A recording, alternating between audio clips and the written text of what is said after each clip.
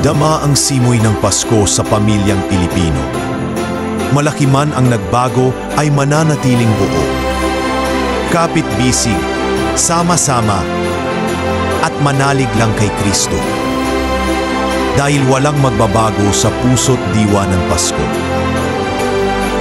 Sa likod ng mga dagok, makikita ang pag-asa.